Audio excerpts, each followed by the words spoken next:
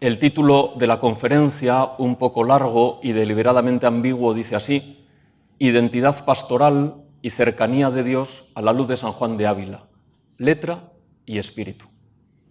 Y, aunque sea un poco rollo, la voy a leer, porque si no la leo, a lo mejor es menos rollo, pero sin duda será más largo, y ya con el hambre que hace, vamos a ver si conseguimos meternos en el horario previsto. Superada la crisis de identidad teológica, los presbíteros se encuentran inmersos ahora en una igualmente profunda crisis de identidad pastoral. A pesar de la longitud de la frase, bien podría servir como titular descriptivo de la situación actual, al menos tal y como la ven no pocos teólogos.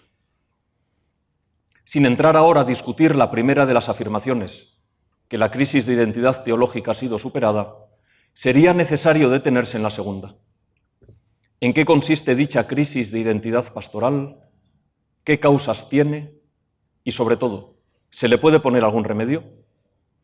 Por mi parte, he creído detectar dos modos diferentes de describir dicha crisis. El primero parte de la crisis de legitimidad en que parece estar inmerso el sacerdocio ministerial por variados motivos. Desde su pérdida de relevancia social en un mundo secularizado, a su percepción como apostólicamente menos fecundo en la Iglesia de hoy que una vocación laical vivida en profundidad, pasando por su pérdida de respetabilidad moral tras el lamentable hecho y gestión de los abusos de menores. Todo ello incidiendo sobre la dura realidad de un trabajo apostólico cada vez menos exitoso, e incluso cuando lo es, aparentemente incapaz de revertir el curso de una historia que parece alejarse cada vez más de Dios. El segundo modo parte de la vivencia del ministerio como algo profundamente insatisfactorio desde el plano existencial. Se habla así del carácter vitalmente problemático que han adoptado las relaciones constitutivas del presbítero, con el obispo, con el presbiterio y con el pueblo, que los lleva a sentirse indiferentes, cuando no heridos, por aquellos que deberían ser su 100 por 1 en esta tierra.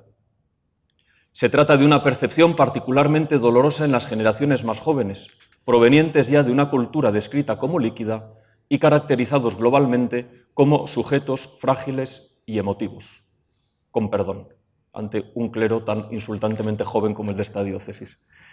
Crisis de legitimidad, pues, y crisis en cierto modo afectiva que estamos llamados a afrontar casi por instinto de supervivencia.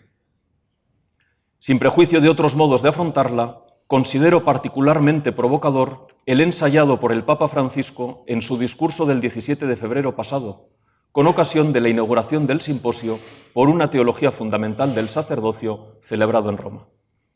Allí el Santo Padre quiso alejarse de una exposición meramente teórica acerca del sacerdocio ministerial y ofrecer, en cambio, una reflexión fruto de una lectura orante tanto de su propia vida como de las dificultades de la vida sacerdotal. Fue, pues, un discurso de marcado carácter espiritual y sapiencial, en el que propuso como antídoto contra el desánimo experimentar en la propia vida 4 cercanías: la de Dios, la del obispo, la del presbiterio y la del pueblo. Es decir, que a los ojos del Papa, la respuesta a la crisis de identidad pastoral está precisamente en lo que a muchos les parece problemático.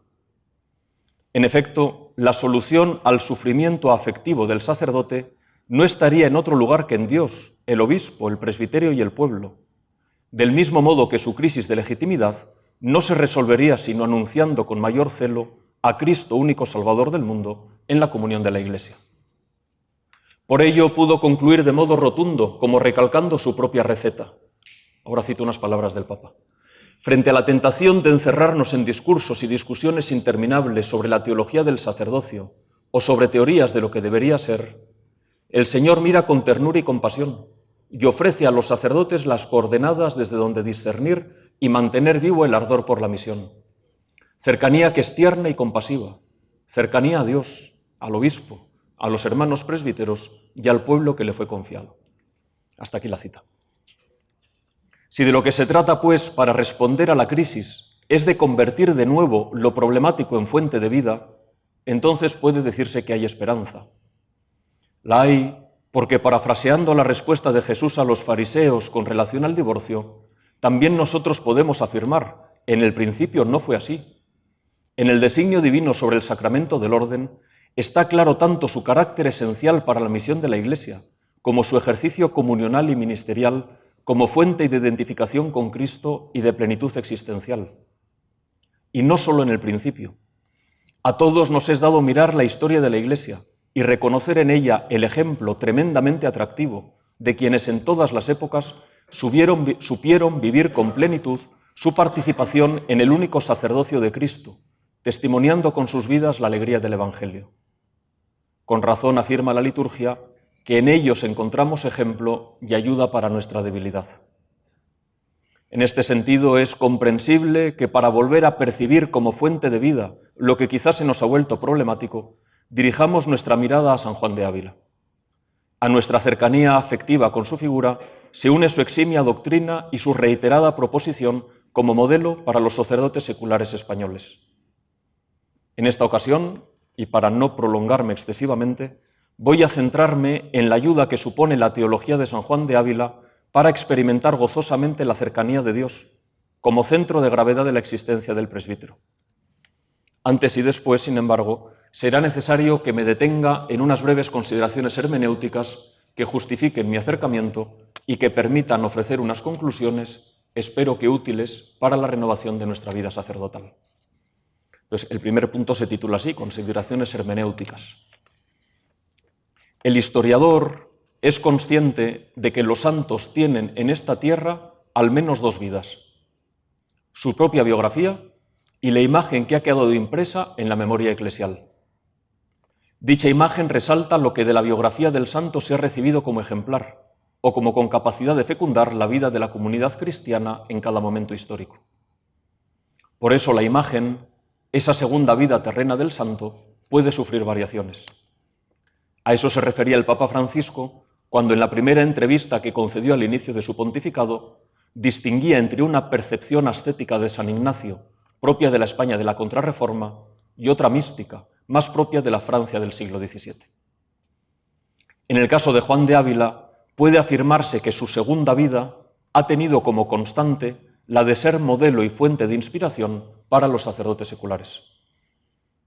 Lógicamente, el historiador también es consciente de que su tarea es poner de manifiesto la continuidad o discontinuidad entre las dos mencionadas vidas del santo, convencido de que cuanto más se corresponda la segunda con la primera, más fácil será prevenir tendencias mitologizantes o insanamente hagiográficas.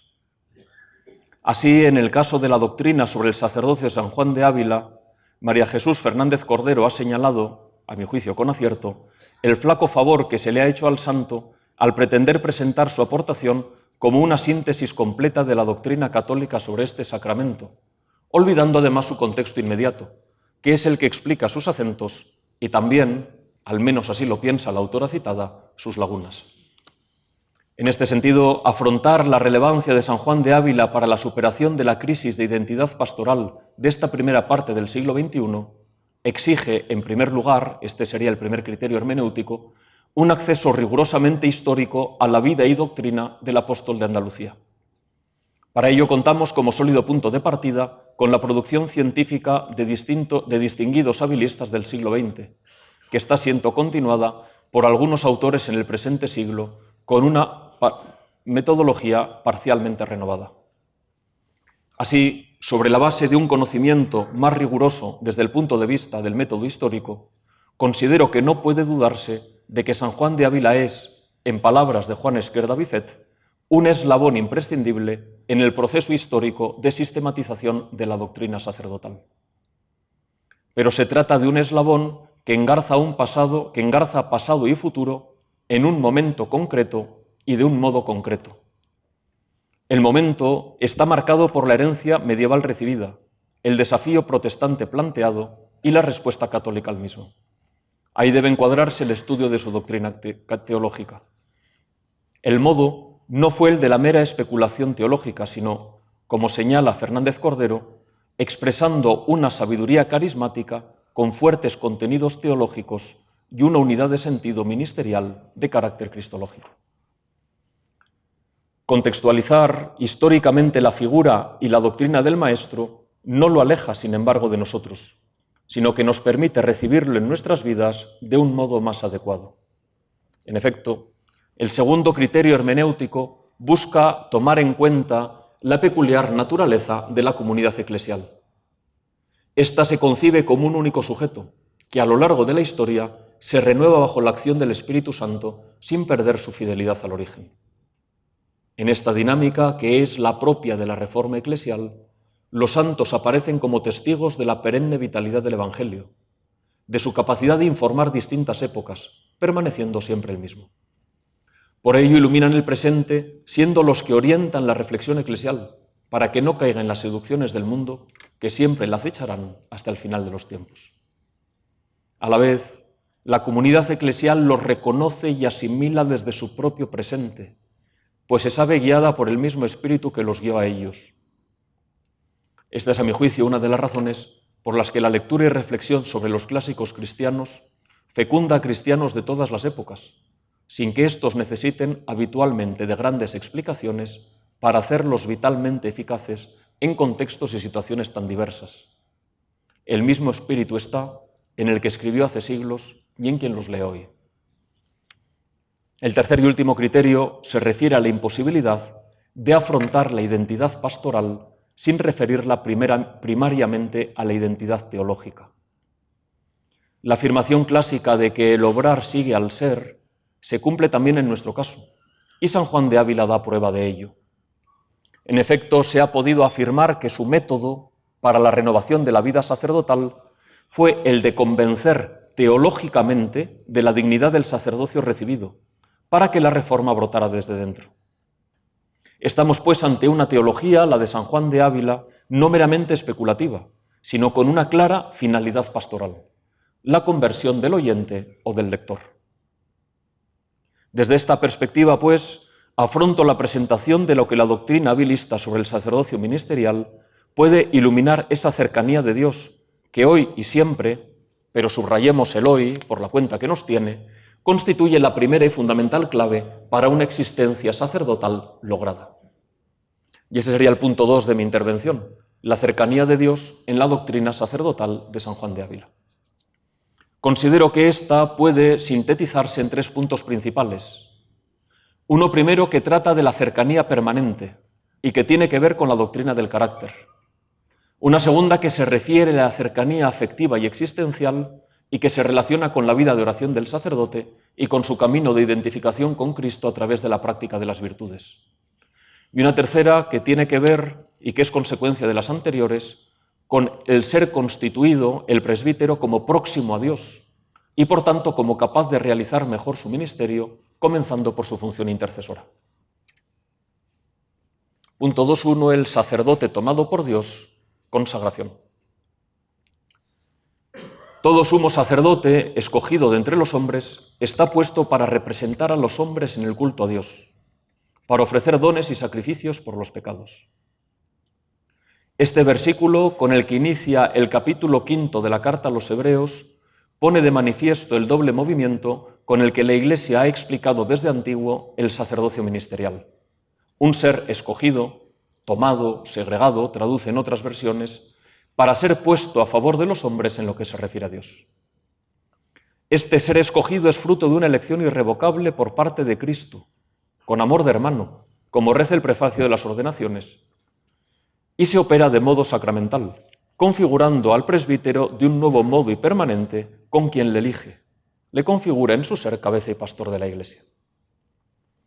La doctrina del carácter, por tanto, no es solo signo de la fidelidad de Cristo a su Iglesia, que le garantiza su presencia salvífica, aun a pesar de la indignidad del ministro, sino también de fidelidad al ministro mismo. Si somos infieles, él permanece fiel, porque no puede negarse a sí mismo. En un momento en el que la tentación de vivir de la inmediatez es cada vez mayor, recordar que la cercanía de Dios no es solo reconducible a experiencias puntuales que necesitan ser continuamente sentidas, sino primeramente a su permanencia fiel en nosotros, también cuando nosotros nos alejamos, parece particularmente importante. En San Juan de Ávila, siguiendo la doctrina que se había ido formando a lo largo de la Edad Media el carácter sacramental aparece fundamentalmente en términos de capacitación para la realización del ministerio encomendado y, de modo principalísimo, para la celebración de la Eucaristía. Es en ella donde se mide realmente la grandeza del sacerdote. El inicio del Tratado del Sacerdocio resulta elocuente y paradigmático de la doctrina abilista. Entre todas las obras que la Divina Majestad obra en la Iglesia por ministerio de los hombres, la que tiene el primado de excelencia y obligación de mayor agradecimiento y estima, el oficio sacerdotal es, por ministerio del cual el pan y el vino se convierten en cuerpo y sangre de Jesucristo nuestro Señor, y su divina presencia está, por presencia real, debajo de los accidentes del pan que antes de la consecración había. Pero si en la Eucaristía se mide la alteza del sacerdocio, igualmente se mide en ella la cercanía de Dios con el presbítero, que se convierte realmente en la parte de su heredad. Allí es donde debe principalmente encontrarle, para gozarse con él. ¿Quién contará la alteza de honra donde nos sube? Cuyo corazón no se regalará, como el de Simeón, tratando a Cristo en sus manos, mirándolo con sus ojos, y siendo traído tan de lejos mediante la lengua, ser abrazado y metido dentro de sí en el limpio pecho.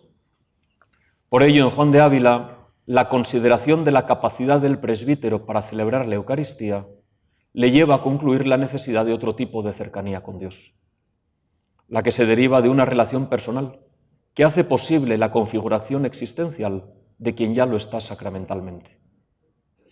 Para el apóstol de Andalucía, la fuente de la que emana la vida interior del sacerdote no es otra que la acción primera de Dios en él, manifestada en el carácter sacramental, que le configura con Cristo y le capacita principalmente para la Eucaristía, abriéndole esta, la Eucaristía, a la identificación existencial.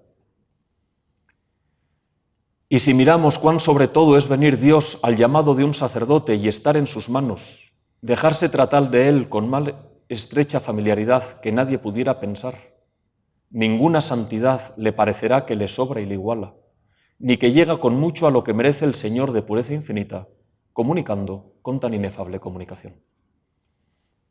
La configuración sacramental con Cristo postula, pues, según el Santo Doctor, la configuración existencial.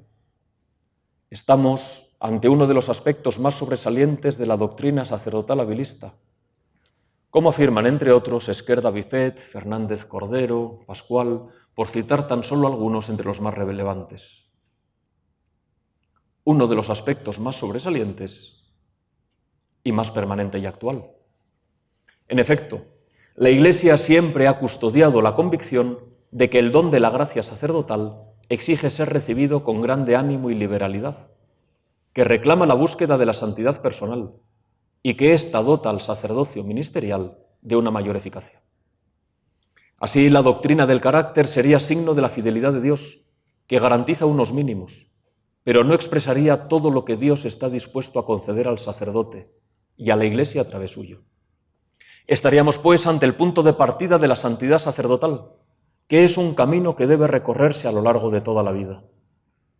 Punto de partida, pero también morada permanente, que permite no desanimarse cuando en el camino se encuentran baches o cansancios. Punto 2.2. El sacerdote vuelto hacia Dios, oración y vida interior. El camino de la santidad sacerdotal, siempre en estrecha relación con el oficio de santificación de los fieles, se recorre, según San Juan de Ávila, por dos itinerarios simultáneos: el de la oración y el de la identificación con Cristo a través del ejercicio de las virtudes, principalmente de las que constituyen el objeto de las promesas sacerdotales. Ambos caminos manifiestan la cercanía entre Dios y el presbítero, y en ambos, dicha cercanía es obra primariamente de Dios, que se acerca con su gracia, que llena el corazón y transforma la naturaleza. Nos equivocaríamos y mucho si pensáramos la oración y las virtudes solo en términos de respuesta del hombre a Dios, olvidando que la gracia siempre precede y acompaña nuestros actos. Nos equivocaríamos y además malinterpretaríamos la doctrina del Santo Doctor, que es testimonio elocuente de esta convicción fundamental de la antropología teológica y de la espiritualidad genuinamente cristiana. Sin embargo, resulta también claro que la oración debe entenderse como el modo correcto y el espacio adecuado para acoger el don de Dios.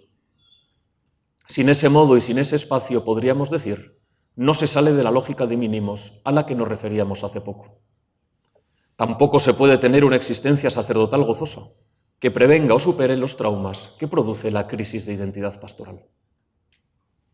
Se comprende así que para Juan de Ávila el don de la oración deba ser una experiencia previa a la ordenación, cuidadosamente verificada por el obispo como criterio de idoneidad principal para el ministerio presbiteral. Y diría yo que no sé con qué conciencia pueden tomar este oficio quien no tiene don de oración, pues que de la doctrina de los santos y de la Escritura divina parece que el sacerdote tiene por oficio, según hemos dicho, orar por el pueblo. Y este orar, para ser bien hecho, pide ejercicio, costumbre y santidad de vida, apartamiento de cuidados, y sobre todo es obra del Espíritu Santo y don suyo particular, no dado a todos, mas a quien Él quiere. Quien no tiene estilo de abogar en la audiencia divina, distintísimo de la audiencia de acá, y que puesto de rodillas, cuando no hay oración vocal que hacer, está como un mudo delante de Dios, ¿con qué desvergüenza tiene oficio de orar sin lengua del cielo? En efecto, sin una interioridad habitada por Dios, sin una capacidad para escuchar y discernir sus mociones, sin una intimidad real con su Señor, el sacerdote queda incapacitado para cumplir su misión, expresada por el apóstol de Andalucía en el binomio de iluminar e interceder. Iluminar con la predicación y el don de consejo, e interceder con su oración impetratoria de la misericordia divina para todo el pueblo cristiano y la humanidad entera. Y así como al sacerdote se le ha de preguntar la ley del Señor porque es mensajero suyo, según Malaquías dice, así también se le ha de preguntar qué es la voluntad de Dios que se haga en esto o en aquello, como a persona que tiene con el Señor particular amistad y particular trato, y que se cree que no dejará el Señor de decirle cosa que desee saber para el bien de sus prójimos. De este modo, queda patente en la doctrina abilista la estrecha relación que existe entre la vida interior del sacerdote y su ministerio, relación en la que puede verse una preeminencia del segundo respecto a la primera. Es el ministerio el que determina la vida interior del sacerdote, pero de un modo distinto al que en ocasiones nos sugiere nuestra comodidad o falta de reflexión.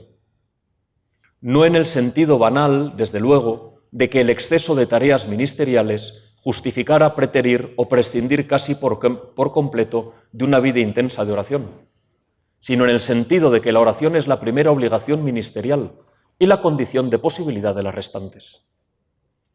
La oración del presbítero, don de Dios para él y para todo el pueblo, reclama pues en el ministro ordenado una doble ascesis, la del horario, que garantiza el tiempo de calidad para la fuente de nuestra fecundidad frente a la tentación del activismo, que es la tentación más fácil, la ascesis más fácil, y la del corazón, que busca en el encuentro con Dios no primariamente el propio consuelo afectivo, sino la capacitación para mejor servir por amor al pueblo que se nos ha confiado, que es la tarea ascética más difícil.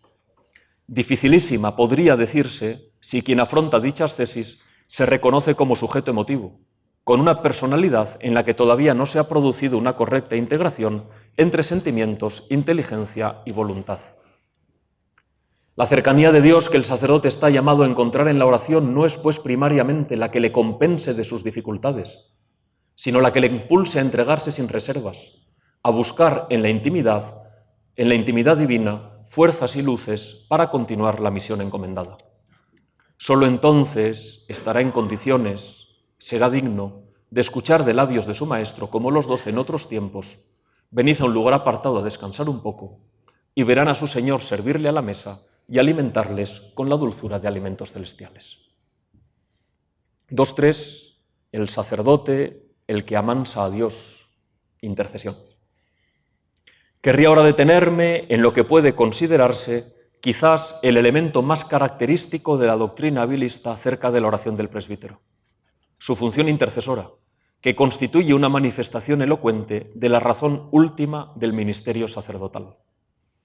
Así, en su Tratado del Sacerdocio, comentando el versículo 6 del capítulo 21 del Levítico, los sacerdotes del Señor ofrecen pan e incienso al Señor, por tanto han de ser santos para su Dios, afirma. Conviene orar al sacerdote, porque es medianero entre Dios y los hombres, y para que la oración no sea seca, ofrece el don que amansa la ira de Dios, que es Jesucristo nuestro Señor. En este breve pasaje aparece de nuevo con claridad la primacía de la acción de Dios. La eficacia intercesora del sacerdote no está primariamente ni en sus cualidades ni en la calidad de su vida interior, sino en la ofrenda eucarística, Cristo mismo, que Dios pone en sus manos. La eficacia de la oración sacerdotal, podríamos decir, se da ab inicio, como regalo inmerecido a la humanidad y al mismo presbítero. Lo que sucede es que este regalo inmerecido requiere ser acogido de un modo concreto, que al menos en tiempos del santo parece que era poco habitual. Se comprende por ello su insistencia en el modo en que debe ser realizada la intercesión por quien tiene en sus manos a Cristo hostia y encomendada la salvación de la humanidad. Aquí los textos podrían multiplicarse.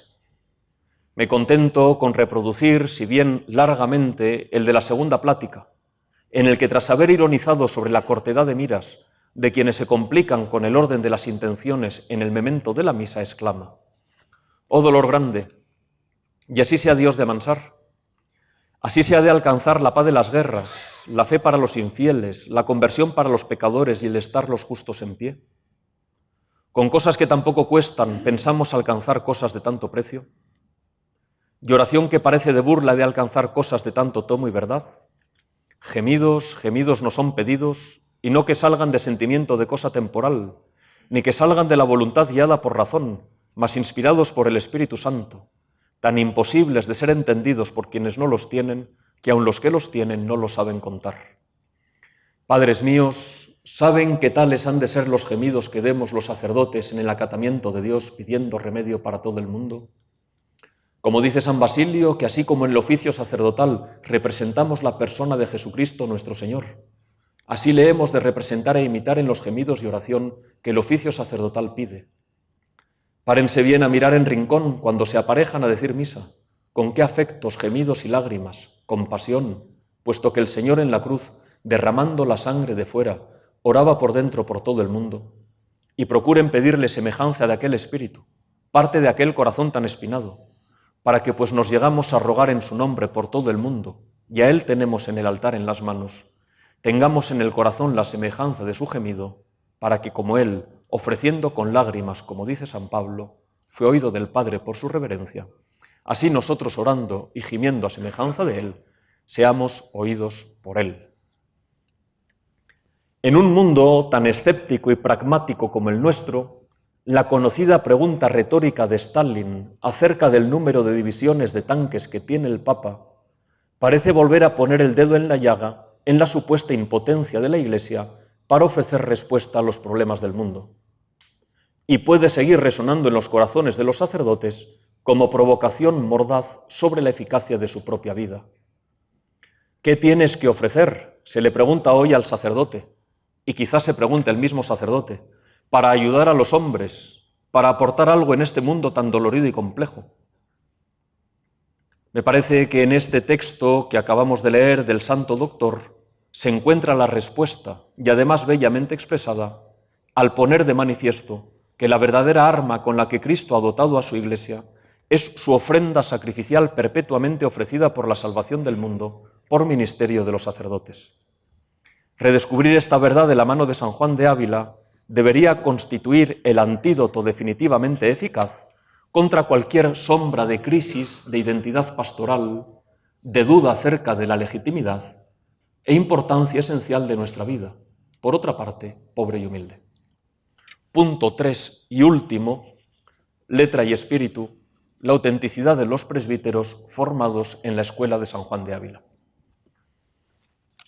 En una conferencia pronunciada recientemente en la Universidad San Dámaso, afirmaba Gaspar Hernández Peludo, con rotundidad típicamente castellana, que no hay una imagen de sacerdote ideal válida para todo tiempo, concluyendo de resultas en la necesidad de cada época de encontrar su propio modo de encarnar la participación ministerial en el único sacerdocio de Cristo.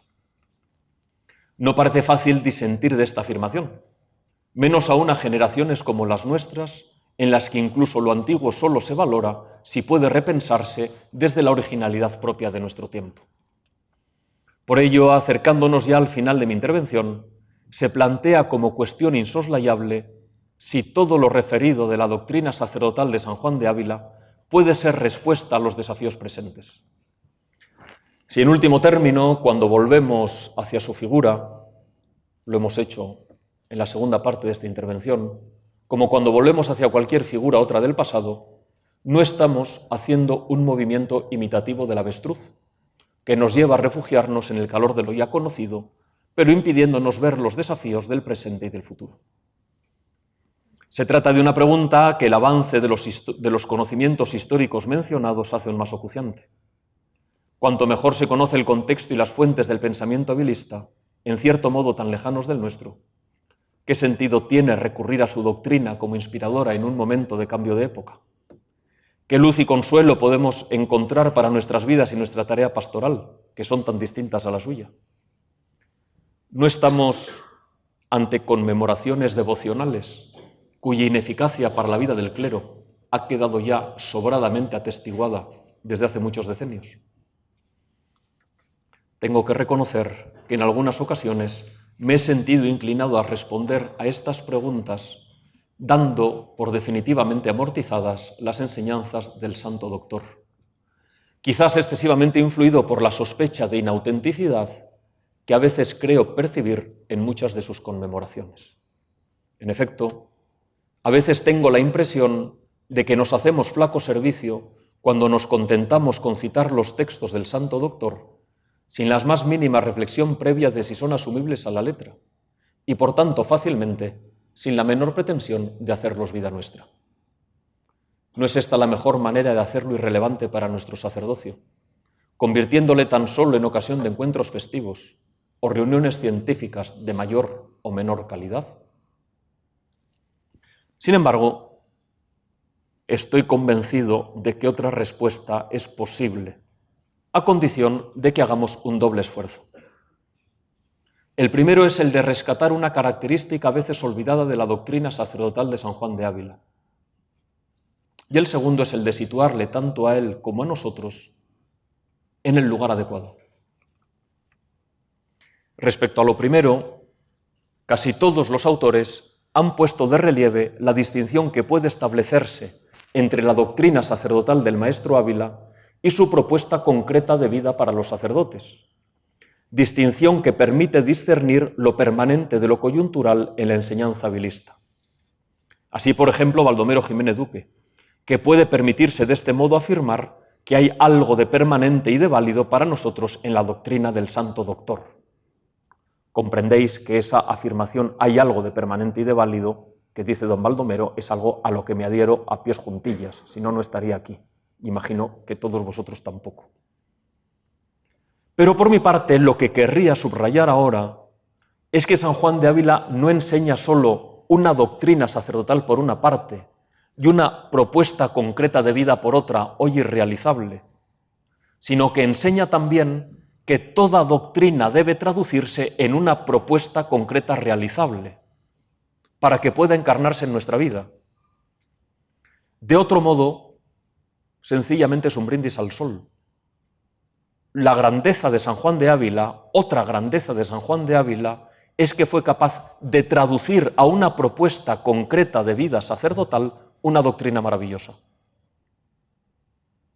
Obviar por completo la necesidad de traducir a nuestra vida la teología del sacerdocio de San Juan de Ávila es, ahora el que parezco castellano soy yo por la rotundidad, condenarla al fracaso. Dicha reflexión sobre qué tipo de concreción para la vida del sacerdote debe tener la propuesta sacerdotal de San Juan de Ávila, me parece que corresponde más a cada uno, desde luego más que a una instancia académica o quizá que eclesial. En cualquier caso, a todos puede servirnos de inspiración cuanto dice el número 18 del decreto Presbyterorum Ordinis, que como solo los frikis recuerdan lo que hay en cada número de un documento conciliar, lo recuerdo. Entonces, lo que hay en el número 18 de Presbyterorum Ordinis es sencillamente un recuerdo de aquellas manifestaciones o prácticas de piedad de la vida espiritual tradicional que deben ser asumidas por el sacerdote en el desarrollo de su vida espiritual. Eso sería lo primero. San Juan de Ávila será útil a condición de que seamos capaces de traducirlo a una propuesta de vida concreta. En segundo lugar, San Juan de Ávila será verdaderamente significativo e inspirador si le situamos y nos situamos en la comunión de la Iglesia. En ella el apóstol de Andalucía aparece como un testigo luminoso del único sacerdocio que no pasa, pero no como el único testigo. Él mismo invitaba a los sacerdotes de su tiempo a mirarse, aquí viene la cita, en el fuego de vuestro pastor principal, Cristo, en aquellos que os precedieron, apóstoles y discípulos, obispos mártires y pontífices santos. Y nosotros podemos mirarnos también en los que le sucedieron y que llegan hasta nuestros días, siendo ellos, junto al Santo Doctor, testigos de la sabiduría perenne acerca del sacerdocio ministerial. Porque en la Iglesia y con los santos sucede como en la verdadera amistad, que es el menos celoso de los amores. Dos amigos se sienten felices cuando se les une un tercero, y tres cuando se les une un cuarto, siempre que el recién llegado esté cualificado para ser un verdadero amigo. Son palabras de C.S. Lewis que iluminan el misterio de la devoción a los santos como no excluyentes entre sí, sino como enriquecimiento y fortalecimiento propio. Así, de la mano de Juan de Ávila y de los demás santos pastores, aprenderemos los elementos esenciales para una correcta hermenéutica de la santidad sacerdotal tan necesaria en nuestros días. La comunión de la Iglesia se realiza además en la Iglesia particular. En ella encontramos, como recordaba San Juan Pablo II en la Pastores Dabo Vobis, una serie de actitudes y de opciones espirituales y pastorales que contribuyen a dar una fisonomía específica a la figura vocacional del presbítero. Por ello, el presbítero encuentra precisamente en su pertenencia y dedicación a la Iglesia particular una fuente de significados, de criterios de discernimiento y de acción que configuran tanto su misión pastoral como su vida espiritual. Hasta aquí la cita de San Juan Pablo II. En ella, en la Iglesia particular, en primer lugar, y desde el seminario, debe encontrar el presbítero esa sabiduría perenne y ese discernimiento evangélico para construir una existencia sacerdotal conforme a lo que Cristo espera en esta época histórica. De este modo, en la comunión de la Iglesia, aprenderá el sacerdote la cercanía de Dios, tal y como Dios quiere ser cercano al sacerdote. En la comunión con los que nos precedieron, legándonos una doctrina eximia, como es el caso de Juan de Ávila, y en la comunión de los que nos acompañan, nuestro obispo, los demás presbíteros y el pueblo que nos ha sido confiado. Porque la Iglesia es el lugar donde Dios habita, donde ciertamente se le encuentra. Fuera de ella, como decía bella y dramáticamente Dilibac al inicio de su capítulo Ecclesia Mater de su meditación sobre la Iglesia, solo hay soledad. Por ello, las cuatro cercanías del Papa Francisco se necesitan mutuamente en la existencia sacerdotal. La búsqueda individualista de una sola está condenada al fracaso. Pero eso sería ya tema para otra conferencia. Muchas gracias.